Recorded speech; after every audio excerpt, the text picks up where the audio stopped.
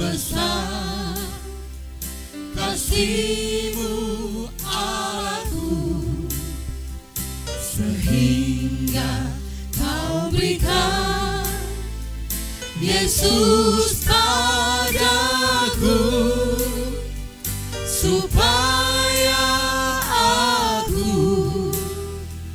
tidak binasa, melainkan beroleh hidup yang kekal. Menyanyikan betapa besar kasih-Mu Allahku, betapa besar kasih-Mu Allahku, sehingga Kau berikan Yesus padaku, supaya aku tidak binasa, melainkan beroleh hidup yang kekal. ku sembah Kau, haleluya. Ku sembah Kau, ku sembah Kau, Engkau yang layak untuk ku sembah. Ku sembah Kau, ku sembah Kau, Engkau yang layak untuk ku sembah. Haleluya, haleluya, haleluya, puji Tuhan, haleluya Yesus, puji Tuhan, haleluya Tuhan, haleluya Yesus.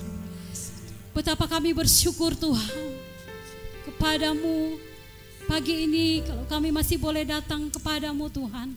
Kami masih boleh lagi bersekutu di dalam Engkau, saudara bersaudara di dalam Tuhan, walaupun melalui online Tuhan. Tapi kami satukan hati percaya kami pagi ini Tuhan. Kami percaya Engkau hadir di tengah-tengah ibadah kami, memberkati setiap kami Tuhan. Karena kami mengamenkan firman-Mu, 2-3 orang berkumpul di dalam nama-Mu, Engkau hadir dan kami mendapat berkat yang luar biasa di dalamnya. Terima kasih Bapa, terima kasih ya Tuhan Yesus, buat kebaikan-Mu, kemurahan-Mu yang tidak pernah berhenti, yang selalu mengalir di dalam kehidupan kami. Kami mau memuji Engkau pagi ini Tuhan, namun kami memohon Kau layakkan kami Bapa, sucikan setiap kehidupan kami, supaya kami boleh layak menghadap hadirat-Mu, sehingga kami boleh menikmati hadirat-Mu bersama-sama dengan Engkau Tuhan. Kami bersuka cita memuji, membesarkan nama-Mu. Urapi ibadah kami pagi ini Bapa, dari awal sampai dengan selesainya, setiap yang terlibat di dalamnya Tuhan, Engkau urapi dengan kuat kuasa darah-Mu, sehingga kami melakukan semuanya, kami lakukan hanya untuk Engkau.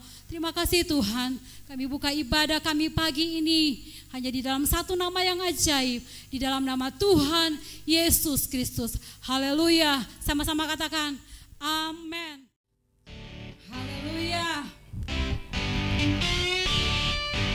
Haleluya, puji Tuhan.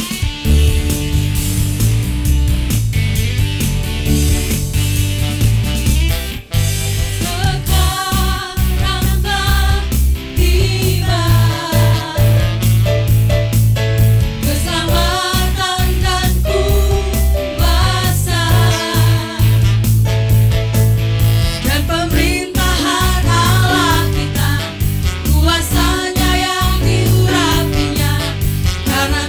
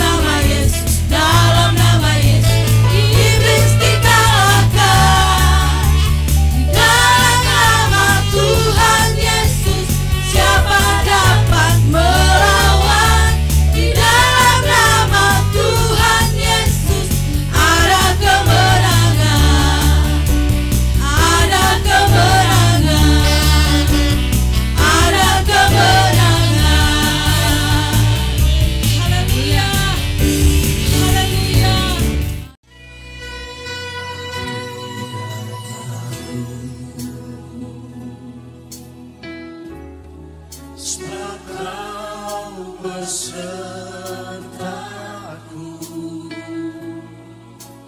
ku tidak bimbang, sebab Engkau Allahku.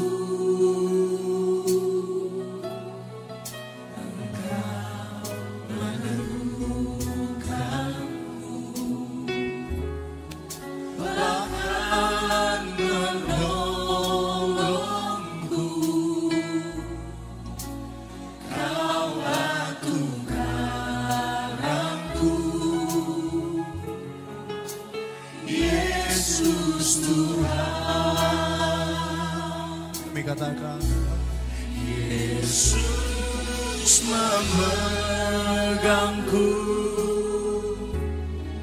dengan tangan kananmu.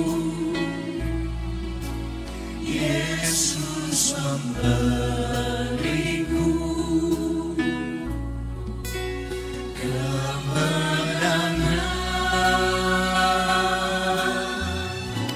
Yesus memegangku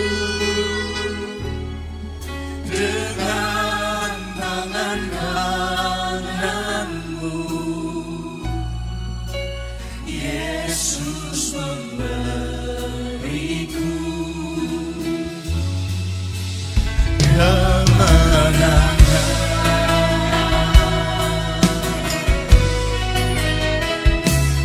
perkataan iman kami, Tuhan.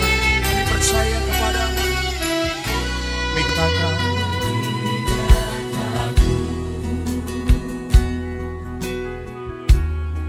sebab Kau besertaku,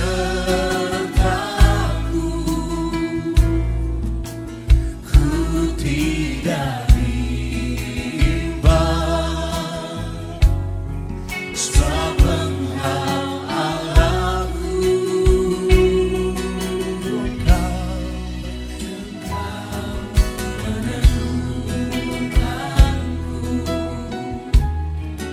Bahkan menolongku,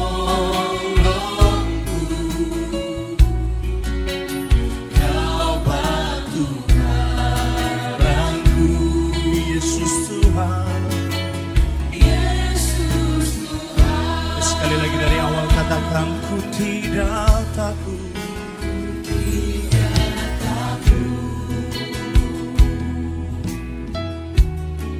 sebab Kau besertaku,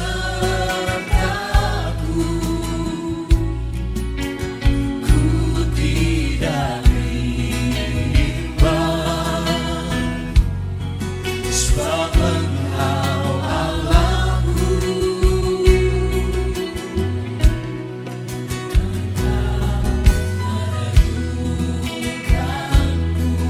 Menjadi sumber pertolongan kami.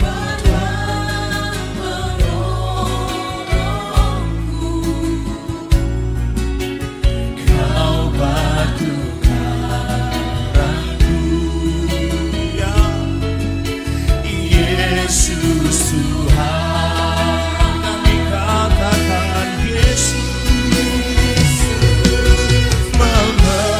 memegangku dengan tangan kananmu. Yesus memberiku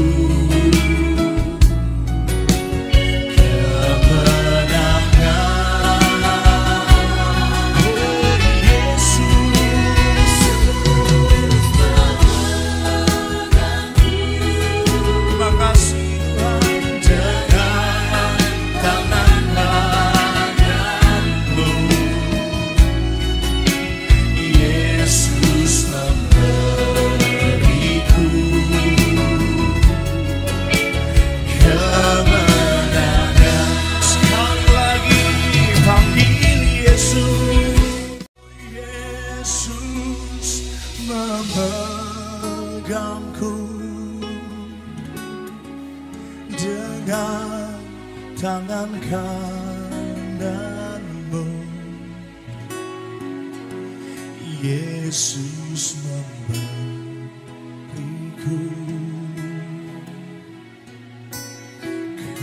kemenangan. Yesus, Yesus memegangku dengan tangan kananmu.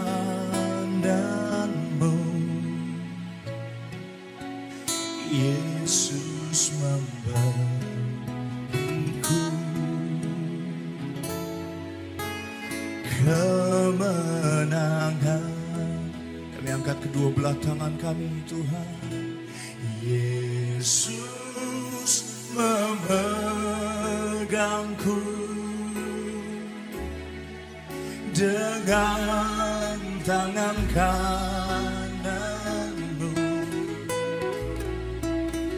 Yesus memberiku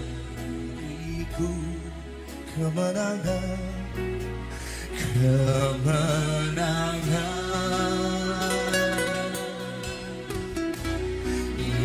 Yesus memegangku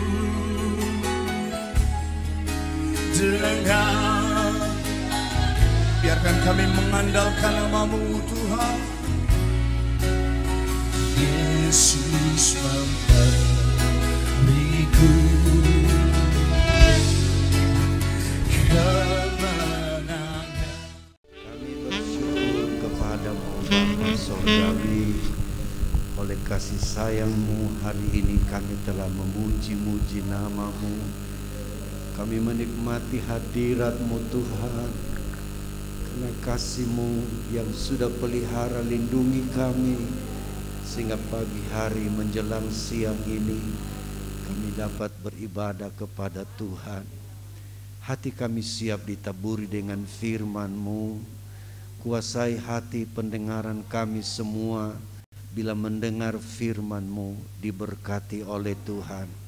Terima kasih, terpujilah Tuhan. Hamba firman-Mu yang siap menyampaikan isi hati-Mu bagi kami ada dalam pengurapan Tuhan secara khusus. Terima kasih, kami mau sambut firman-Mu dalam nama Yesus Tuhan kami. Haleluya. Amin. Puji Tuhan.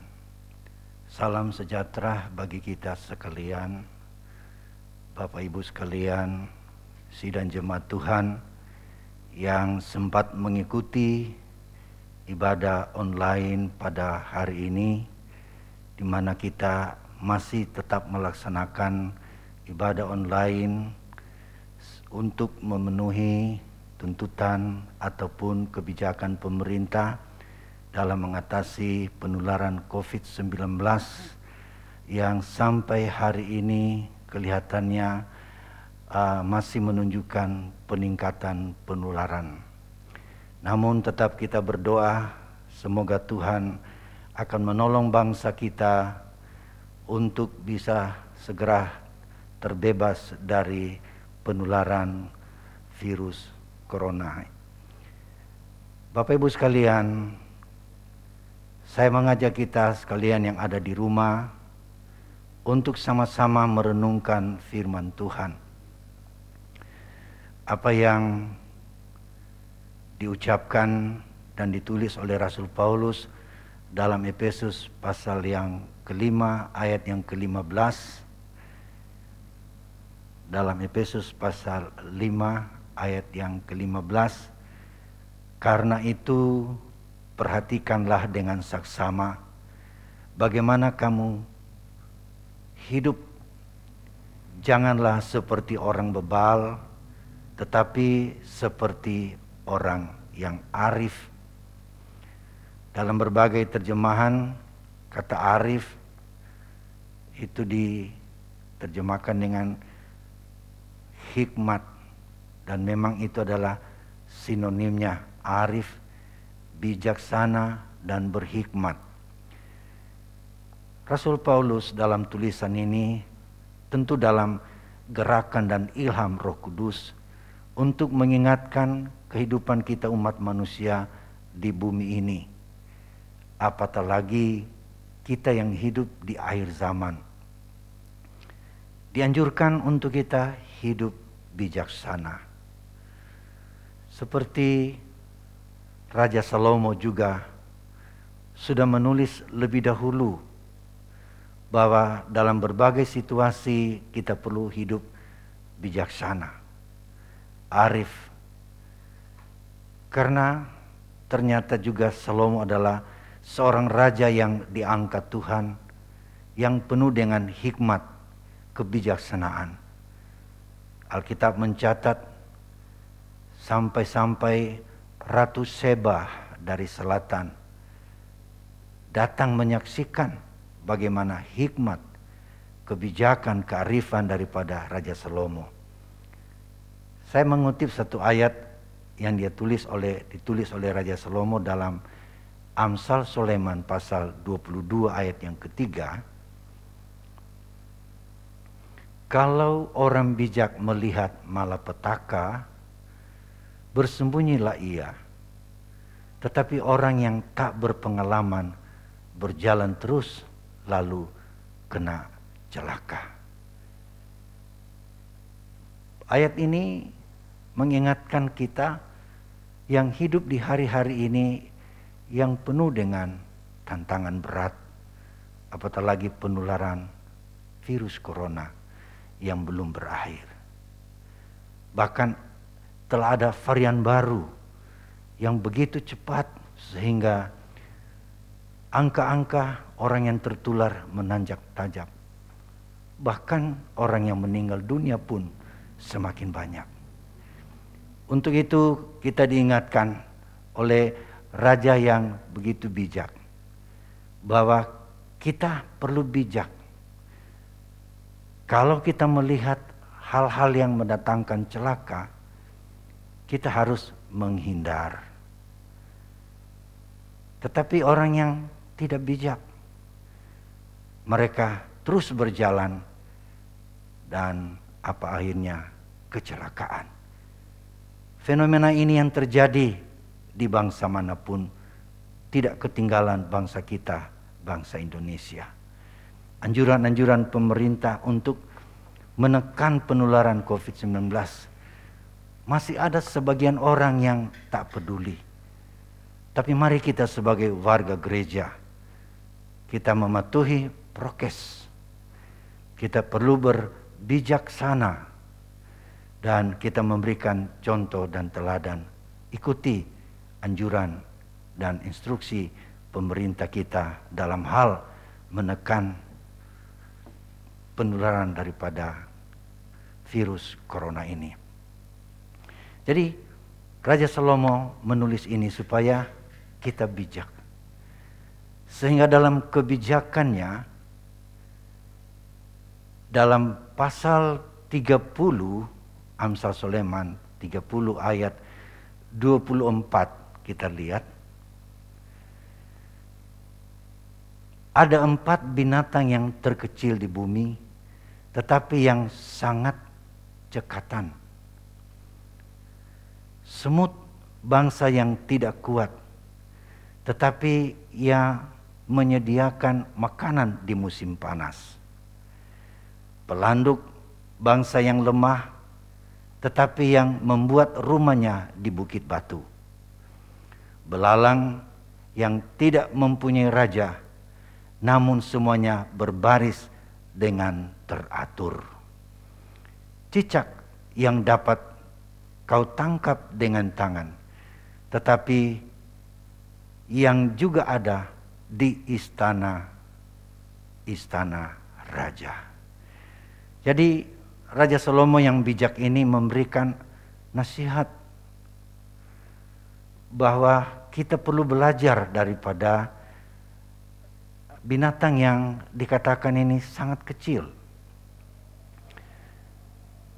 Tetapi kita perlu mempelajari kebijakan daripada binatang yang terkecil ini. Kita lihat yang pertama dikatakan kita belajar daripada semut. Nah, sebelum kita lanjut bicara mengenai semut, dalam pasal sebelumnya, yaitu pasal 6 dalam Amsal Soleman, mulai ayat 6, apa ditulis di sana?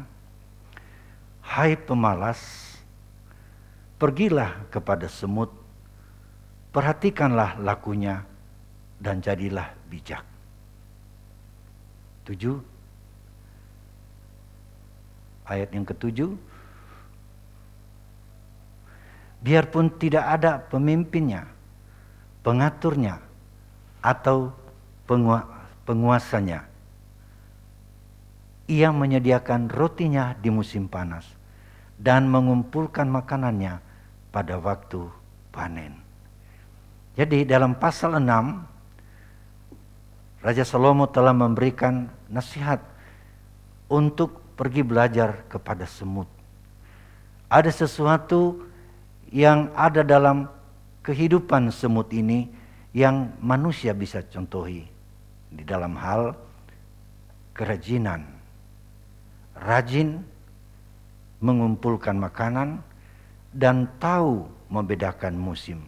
Ada musim panas, ada musim hujan tentunya.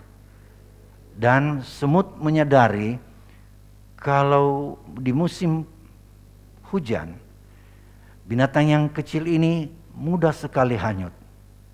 Sehingga di musim hujan tentu mereka akan berdiam di dalam sarang mereka. Sehingga ia menggunakan waktu musim panas adalah kesempatan untuk mengumpulkan makanan. Jadi itulah yang diangkat oleh Salomo menjadi pelajaran bagi kita umat manusia. Sehingga kita kembali tadi pada pasal 30 ayat yang ke-24 bahwa semut itu binatang yang kecil tapi penuh hikmat. Keempat binatang itu ialah pertama adalah semut. Itulah yang harus kita pelajari. Kita harus juga mengetahui tentang musim. Musim panas, musim hujan, dan apa yang kita harus siapkan. Dalam hal ini kita lihat apa yang ada dalam kehidupan semut yang perlu kita contohi adalah mempergunakan waktu untuk menyiapkan makanan. Kita di bumi ini bisa hidup berlanjut kalau kita memiliki makanan. Kehidupan kita akan berkesinambungan di bumi ini kalau kita makan dan minum.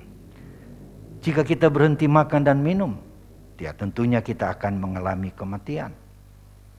Itulah sebabnya kita perlu mempersiapkan makanan seperti semut. Namun dalam firman Allah, makanan yang kita perlu siapkan itu ada dua macam. Makanan untuk jasmani, ya kita sudah tahu daftar makanan, daftar menu yang kita harus makan demi menjamin pertumbuhan tubuh kita, kesehatan kita, dan berlanjutnya hidup kita di atas muka bumi ini. Jadi ada makanan jasmani, ada makanan rohani. Jadi kita perlu belajar kepada semut. Gunakan waktu sebaik-baiknya untuk mengumpulkan makanan bagi kehidupan ini. Yaitu makanan jasmani. Untuk memperoleh itu tentu kita harus berusaha. Firman Allah berkata, siapa menabur, dia akan menuai. Siapa bekerja, dia akan diberkati. Jadi untuk makanan jasmani, perlu kita berupaya sedemikian rupa. Apalagi di hari-hari ini, saudara-saudara, perlu kita mempersiapkan makanan yang bergizi supaya kesehatan kita bisa terjamin. Tetapi di balik itu, ada makanan yang kedua yang jangan kita abaikan. Justru itu yang penting karena bernilai pada kekekalan. Di dalam Matius 4 ayat 4, bahkan juga dalam Lukas pasal 4 ayat 4, Yesus pernah berkata tatkala diuji oleh iblis, dicobai oleh iblis, bahwa ada tertulis manusia hidup bukan dari roti saja, tetapi dari setiap firman yang keluar dari mulut Allah. Jadi di sini ada dua macam makanan. Makanan jasmani itulah roti, tapi makanan rohani dikatakan itulah firman yang keluar dari mulut Allah. Jadi kita harus mengumpulkan firman sebanyak-banyaknya. Ibarat semut melihat musim panas adalah peluang baginya untuk mengumpulkan makanan. Kita memperhatikan semut bagaimana mengumpulkan makanannya. Mereka bergotong royong bersama-sama. Bila ada sesuatu yang menjadi bahan makanan mereka, maka semut kita lihat mereka gotong. Apakah itu sekerat roti kecil, rema-rema roti yang jatuh. Tak lama kemudian semut datang. Lalu mereka menggotong rema-rema roti itu. Mereka bawa bersama ke dalam sarang mereka. Mereka lagi mempersiapkan makanan. Demikian pula dengan kita sebagai orang percaya. Hari-hari ini kita jangan lalai untuk mengumpulkan makanan rohani. Ya, jangan kita hanya sibuk untuk makanan jasmani, tapi kita abai dengan makanan rohani. Itulah sebabnya kita perlu cinta firman Tuhan, rajin dengar firman Tuhan, merenungkan firman Tuhan. Karena satu waktu nanti, ada satu saat dalam firman Allah dikatakan, firman Allah akan sukar ditemukan lagi. Jauh sebelumnya Nabi Amos bernubuat dalam Amos pasal 8. Kalau kita lihat Amos pasal 8 mulai ayat yang ke-11. Sesungguhnya waktu akan datang, demikianlah firman Tuhan Allah. Aku akan mengirimkan kelaparan ke negeri ini, bukan kelaparan akan makanan dan bukan kehausan akan air, melainkan akan mendengarkan firman Tuhan. Mereka akan mengembara dari laut ke laut dan menjelajah dari utara ke timur untuk mencari firman Tuhan, tetapi tidak mendapatnya. Nabi Amos dengan lugas bernubuat bahwa ada satu ketika bahwa orang sukar menemukan lagi firman Tuhan. Sekarang masih mudah. Kita masih bisa temukan Alkitab di mana-mana. Kita bisa membaca firman Tuhan di alat-alat elektronik, saudara-saudara. Apa di handphone kita, di tablet, kita bisa membaca firman Tuhan di sana. Ini adalah peluang emas bagi kita hari-hari ini untuk baca firman, dengar firman, renungkan firman. Sebab firman itu adalah roti kehidupan bagi kita. Kalau kita berhikmat, berarti kita ada upaya untuk selalu mencari makanan rohani kita. Di mana saudara-saudara? Firman Allah berkata, jangan lalai kita berhimpun. Karena dalam perhimpunan disitulah firman Allah diberitakan. Tetapi hari-hari ini saudara-saudara, ayat itu sukar atau masih sulit kita terapkan. Kita tidak bisa berhimpun secara jumlah yang banyak. Tapi bukan berarti itu menghalangi kita untuk membaca firman Tuhan. Saudara-saudara, setiap orang harus senang membaca dan merenungkan firman Tuhan. Kita mengumpulkan makanan rohani untuk jiwa kita. Puji Tuhan. Yang kedua kita lihat binatang yang kecil yang perlu kita tiru dan teladani. Kita kembali kepada Amsal pasal 30 tadi. Dikatakan di sini ayatnya yang ke-26, pelanduk bangsa yang lemah, tetapi yang membuat rumahnya di bukit batu. Pelanduk adalah binatang cerdik dan binatang kecil. Dikatakan di sini adalah bangsa yang lemah, tapi justru itu dia membuat rumahnya, membuat tempatnya justru di bukit batu yang kokoh dan kuat. Karena dia sadar kelemahannya. tidak berdaya bila menghadapi serangan binatang yang lebih besar daripadanya. Sehingga dia mencari perlindungan yang bisa menjamin kehidupannya, itulah di bukit batu. Kalau kita baca salinan lain, salinan yang lama, kata pelanduk di situ ditulis sebagai kelinci. Nah, kelinci juga adalah binatang yang lemah, binatang yang kecil, yang sering diburu, saudara-saudara. Tapi yang inti di sini adalah bagaimana kebijakan binatang ini untuk berlindung di tempat yang kuat, yaitulah di bukit batu. Raja Daud, kalau kita membaca tulisan-tulisannya di dalam Mazmur, dia sering menyebut bukit batu atau gunung batu. Dan dia berkata Tuhan itu adalah bukit batunya yang kuat dan kokoh. Begitu banyak ayat. Tapi mungkin beberapa ayat saja kita baca dalam kesempatan ini. Dalam Mazmur pasalnya ke-18 ayat 2 dan 3. Mazmur 18 ayat 2 dan 3.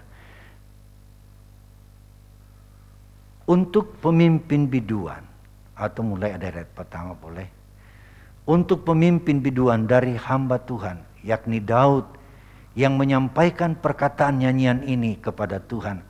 Pada waktu Tuhan telah melepaskan dia dari cengkeraman semua musuhnya dan dari tangan Saul.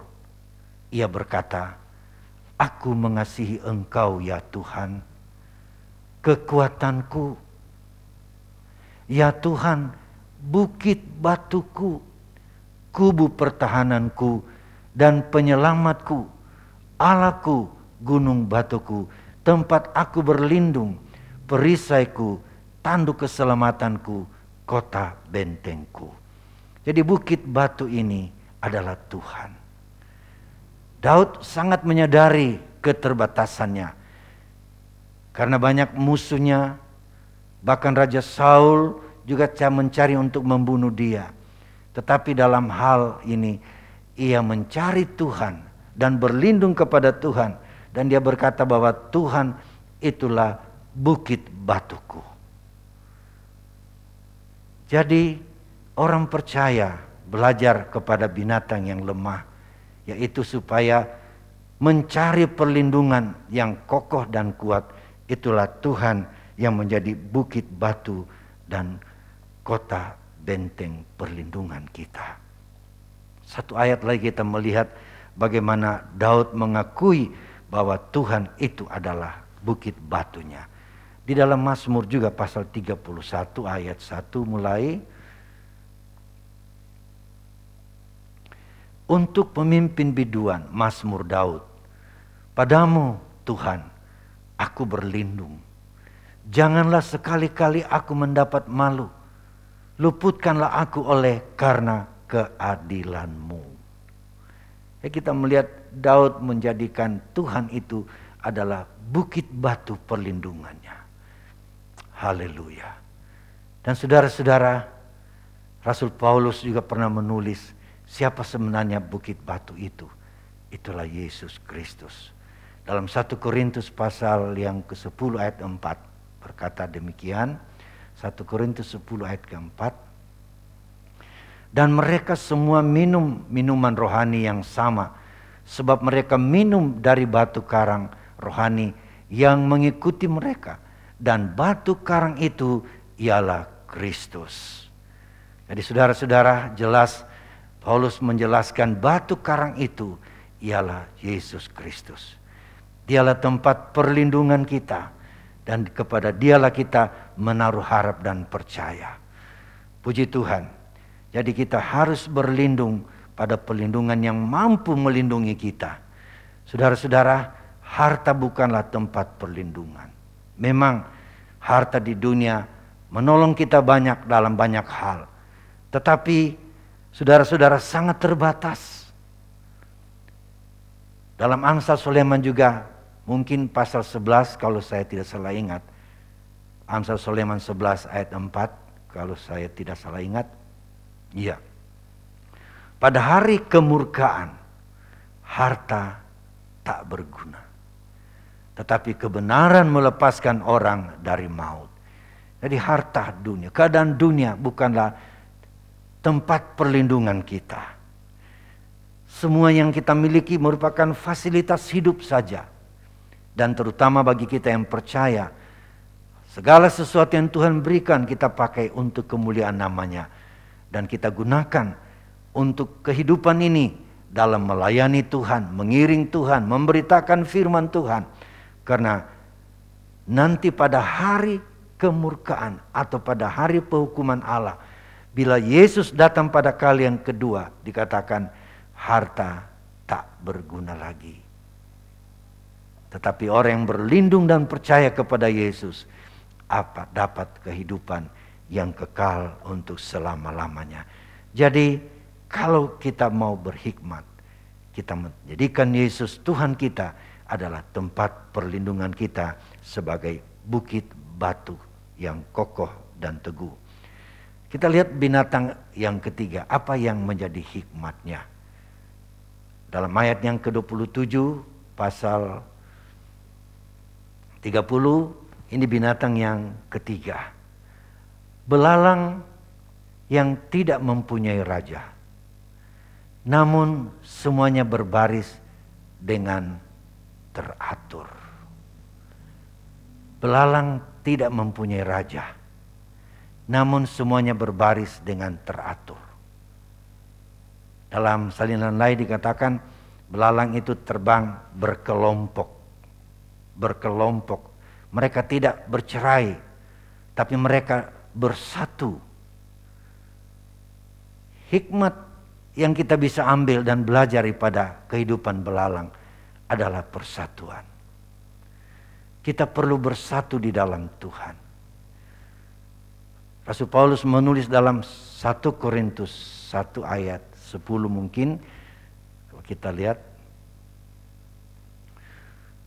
Tetapi aku menasihatkan kamu, saudara-saudara, demi nama Tuhan kita Yesus Kristus, supaya kamu seia sekata dan jangan ada perpecahan di antara kamu. Tetapi sebaliknya supaya kamu erat bersatu dan sehati sepikir. Ini gaya hidup yang Tuhan ingin kita terapkan. Hidup dalam persatuan. Yesus juga dalam Yohanes 17 dia berdoa. Pada waktu dia masih ada di bumi dia berdoa supaya umat-umat Tuhan itu hidup di dalam persatuan. Inilah kerinduan Tuhan supaya gereja bersatu. Kini banyak gereja yang bersatu-satu, saudara-saudara. Tapi bagi saya dan saudara, hari ini Tuhan ingatkan, mari kita hidup bersatu di dalam Tuhan. Walaupun sekarang secara mata tidak bisa kita melihat satu dengan yang lain. Tidak bisa memandang muka dengan muka. Tetapi walaupun kita beribadah di rumah masing-masing, tapi hati kita terikat satu di dalam Yesus Kristus. Karena Tuhan mau kita hidup di dalam persatuan. Yang keempat kita lihat. Binatang yang perlu kita tiru dan teladani pada ayat yang ke-28. Cicak yang dapat kau tangkap dengan tangan. Tetapi yang juga ada di istana raja. Kita lihat ini binatang yang kecil. Dikatakan dia ada di istana raja. Padahal istana raja tentu adalah sebuah rumah, sebuah istana yang tentu lebih daripada rumah-rumah biasa. Rumah rakyat itu rumah yang dibangun megah tentu, indah, kuat, bersih dan lain sebagainya. Tapi dikatakan di sini, di sana masih juga ada binatang kecil yang bisa hidup. Cicak. Tapi entah apa, lain menerjemahkan cicak. Kalau kita kembali kepada terjemahan lama, dalam terjemahan lama itu bukanlah cicak yang ditulis sana, tetapi adalah laba-laba. Laba-laba itu ada dalam ruangan raja sekalipun. Nah, hikmat apa yang kita perlu ambil? Nah, mari kita coba memakai terjemahan lama, yaitulah laba-laba. Saya mencoba baca itu di dalam terjemahan lama. Saudara mungkin tidak punya lagi Alkitab terjemahan lama, tapi di Android kita bisa membaca ayat itu dan mudah mencarinya. Dalam Amsal Sulaiman pasal yang ke-30 ayat yang ke-28, terjemahan lama saya baca ayat itu. Dan laba-laba itu mencapai dengan kakinya, maka adalah juga ia di dalam mahligai raja. Jadi laba-laba maupun cicak adalah binatang yang lemah, yang kecil, tapi dia bisa berada di mahligai raja, di istana raja. Saudara-saudara, kalau kita lihat laba-laba, kita banding dengan cicak, laba-laba tentu lebih kecil lagi. Cicak masih kita bisa lihat dari agak jarak jauh. Tapi laba-laba nanti jarak dekat baru kita lihat karena dia kecil. Tapi dari gaya hidupnya laba-laba, kita bisa mengambil sebuah pelajaran. Dalam hal apa, saudara-saudara? Kita lihat bahwa laba-laba itu sering membuat sarangnya. Dia membuat jaringnya. Dengan air liurnya dia membuat jaring. Untuk apa? Menangkap mangsanya. Tetapi bagi kita manusia melihat ini adalah sesuatu yang merupakan perlu dibersihkan karena kotor. Saudara-saudara, tidak elok dipandang mata. Lalu apa yang kita buat? Ya kita bersihkan. Tapi saudara-saudara, laba-laba ini kalau kita sudah bersihkan, pasti dalam beberapa waktu kemudian dia hadir lagi lalu membuat jaring yang sama, saudara-saudara. Apa yang kita bisa peroleh dari kehidupan laba-laba ini? Ialah dia tekun, saudara-saudara. Sudah dirombak rumahnya, diincar untuk dibunuh. Tapi dia kembali lagi dan membuat sarang atau jaringnya di tempat yang sama. Ini bicara mengenai ketekunan, ketabahan, saudara-saudara.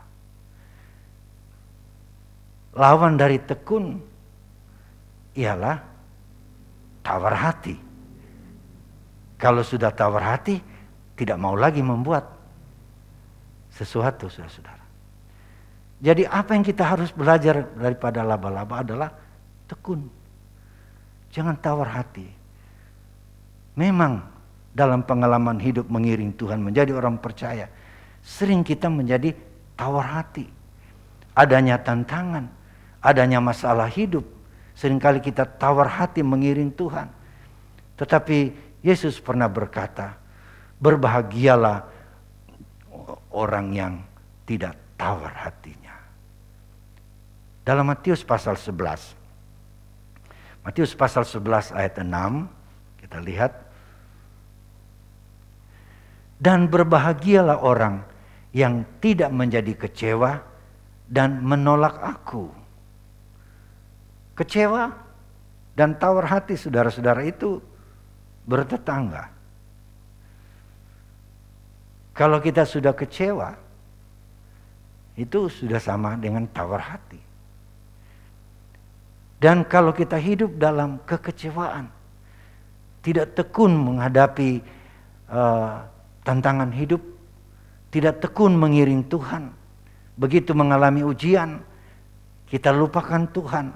Bahkan kadangkala kita mau persalahkan Tuhan. Tapi saudara-saudara, firman Allah mengajar kita, kita jangan kecewa dalam mengiring akan Tuhan. Jangan tawar hati, saudara-saudara. Jangan kecewa. Walaupun mungkin usaha kita kadangkala mengalami kehancuran. Ekonomi kita hancur, apalagi di musim pandemi ini. Bahkan kondisi kesehatan kita pun kadangkala buruk. Kita jangan kecewa, kita jangan tawar hati. Saudara-saudara, karena kita mempunyai Allah yang hidup, yang mempedulikan saya dan saudara. Yesus berkata, berbahagia orang yang tidak kecewa. Sebab kalau kita kecewa dan tawar hati, saudara-saudara, ada ayat dalam Amsal Sulaiman pasal 24 mungkin ayat 10. Amsal Sulaiman 24 ayat 10. Ya. Jika engkau tawar hati pada masa kesesakan, kecillah kekuatanmu. Memang di saat mana kita akan bisa terjerumus dalam keadaan yang tawar hati adalah dalam masa-masa kesesakan. Hari-hari ini adalah masa kesesakan. Jangan kita tawar mengiring Tuhan, karena memang sudah difirmankan hari-hari terakhir kesulitan semakin menjadi-jadi. Tetapi marilah kita tetap percaya kepada Tuhan seperti laba-laba. Hari ini jaringnya dirusakkan, dihancurkan. Tetapi beberapa hari kemudian dia bangun yang baru. Mungkin hari ini kita terhalang dalam ibadah bersama, tapi kita merindukan satu ketika kita bisa jumpa lagi satu sama lain dalam ibadah bersama-sama memuji Tuhan. Haleluya. Jadi inilah yang perlu kita tiru dalam masa-masa yang sulit ini. Hikmat keempat jenis binatang yang sangat kecil, tetapi di dalam gaya hidup mereka, dalam gaya hidup binatang-binatang ini, kita memperoleh sesuatu yang sangat berharga dalam hidup ini, yaitulah kita berhikmat mengatasi masalah hidup. Tuhan kiranya memberi kekuatan dan pertolongan bagi kita sekalian. Hari ini kita melaksanakan perjamuan Tuhan. Kita memakan makanan rohani supaya kita terus dikuatkan dalam menghadapi situasi-situasi ini. Untuk itu saya mengharapkan kita semua, jemaat Tuhan, jemaat eklesia yang ada di rumah, persiapkanlah perjamuan Tuhan. Dan setelah kita semua siap mempersiapkannya, sama-sama kita akan makan dan minum perjamuan Tuhan di dalam doa. Namun sebelumnya mari kita satu di dalam doa. Ya Tuhan, kami berterima kasih atas kemurahan-Mu. Kalau pagi hari ini kami boleh lagi beribadah, walaupun secara online, di mana kami menerima nasihat-nasihat firman-Mu, bahwa di masa-masa yang sulit kami perlu berbijak, kami perlu berhikmat Tuhan, untuk mencari tempat perlindungan yang kokoh dan kuat, untuk mengumpulkan bekal-bekal kehidupan kami, jasmani maupun rohani. Dan kami tidak perlu tawar hati dengan berbagai kesulitan dan kesukaran, tapi kami terus berharap dan percaya kepadamu. Dan kami mau hidup bersatu di dalam Tuhan. Ikat kami dengan tali kasih-Mu ya Tuhan, agar kami tetap teguh berpegang kepada segala kebenaran firman Tuhan. Terima kasih Tuhan Yesus, terpujilah nama-Mu. Firman yang kami sampaikan singkat, sederhana uraiannya, tapi kami mohon Tuhan, urapan Tuhan datang pada kami semua. Setiap yang mendengar firman-Mu, kami lebih memahami dan mengerti apa kemauan-Mu di dalam hidup ini. Terpujilah akan Tuhan. Kami juga mempersiapkan diri Tuhan untuk menerima perjamuan Tuhan. Biarlah kami bersekutu bersama di dalam Engkau, bersekutu dengan Engkau di dalam tubuh dan darah-Mu yang kami akan terima. Di dalam nama Yesus Kristus kami sudah berdoa. Amin.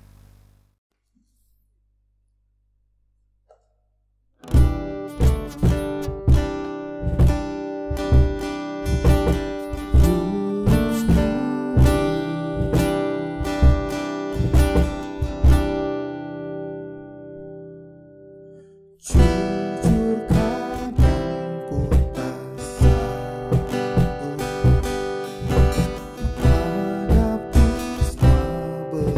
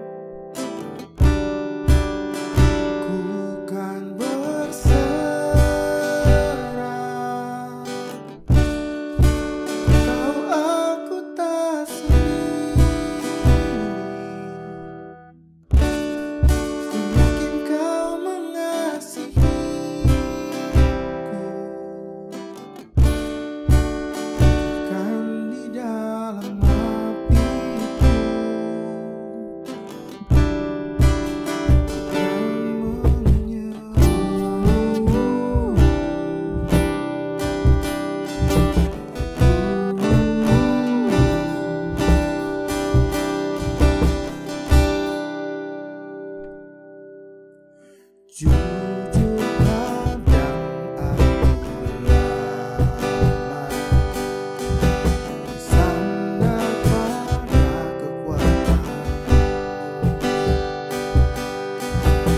Dalam kelemahanku,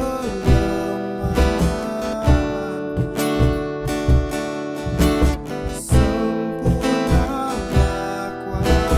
kuasa-Mu.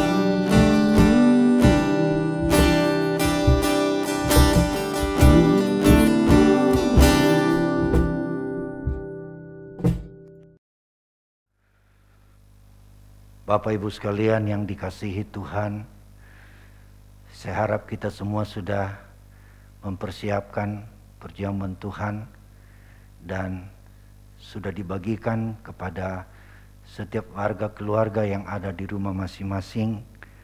Dengan sikap doa kita berdiri bersama, roti di tangan kanan kita, dan dengarkan firman Tuhan.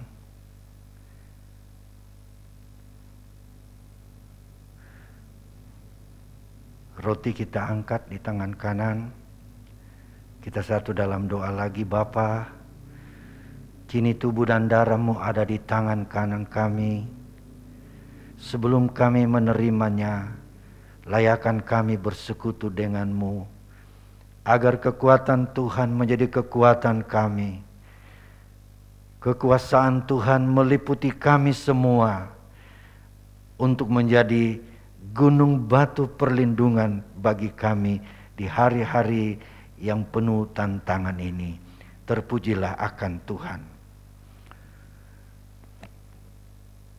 Dan ketika mereka sedang makan, Yesus mengambil roti, mengucap berkat, memecah-mecahkannya, lalu memberikannya kepada murid-muridnya dan berkata, ambillah, makanlah, inilah tubuhku.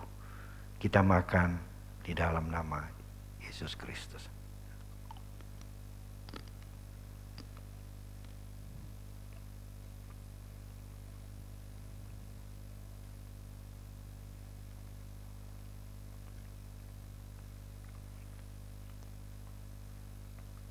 Terima kasih Tuhan buat tubuh-Mu yang dipecahkan di kayu salib. Oleh bilur-bilur-Mu kami disembuhkan. Dan kini cawan ada di tangan kami. Layakkan kami untuk bersekutu dengannya. Dan dengan darah-Mu kami dikuduskan dan dibebaskan dari segala tekanan dosa. Terima kasih Tuhan. Terpujilah Tuhan. Sesudah itu, ia mengambil cawan, mengucap syukur, lalu memberikannya kepada murid-muridnya dan berkata, "Minumlah kamu semua dari cawan ini, sebab inilah darahku, darah perjanjian, yang ditumpahkan bagi banyak orang untuk pengampunan dosa." Kita minum di dalam nama Yesus.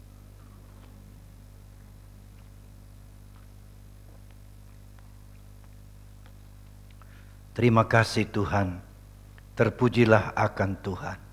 Kami percaya ada berkat dalam hidup kami hari ini. Berkat dari Tuhan, jasmani dan rohani kami dikuatkan. Secara rohani kami pula disehatkan Tuhan, supaya kami bebas dan leluasa menunaikan tugas-tugas dan pekerjaan kami. Terima kasih Bapa di sorga. Dalam kesempatan ini kami berdoa untuk umat-umat Tuhan yang tidak sempat ikut bersama kami dalam ibadah online ini. Tuhan, lawat mereka. Tuhan mengetahui keadaan mereka Tuhan. Bila sakit, Tuhan melawat dan menyembuhkan. Mereka yang dalam ujian dan cobaan hidup yang berat sekalipun, Tuhan ulurkan tangan-Mu, memberi pembelaan dan pertolongan, karena Engkaulah gunung batu perlindungan kami. Terima kasih Bapa di sorga. Seluruh jemaat eklesia kami taruh dalam tangan-Mu, dimanapun mereka berada. Tuhan memberkati usaha dan pekerjaan, supaya di dalam kehidupan ini kami selalu hidup dalam kecukupan, oleh karena Tuhan yang memberkati kami. Dan kami terus berdoa untuk bangsa dan negara kami, yang terus berjuang untuk memutuskan mata rantai penularan COVID-19 dengan berbagai upaya dan usaha dari pemerintah. Tuhan kiranya memberkati usaha-usaha pemerintah, supaya semua apa yang dikerjakan Tuhan, apa yang diupayakan berhasil, oleh karena Tuhan yang memberkati bangsa kami. Berkati pemerintah kami dari pusat, provinsi, di kabupaten, kota, kecamatan, kelurahan dan desa. Berkatilah mereka semua Bapa. Demikian pula TNI dan Polri, biar mereka selalu bersatu hati mengawal bangsa kami dari berbagai gangguan-gangguan yang dari luar ataupun dari dalam, agar di tengah-tengah bangsa kami menikmati keamanan yang tercipta di mana-mana. Terima kasih, terpujilah akan Tuhan.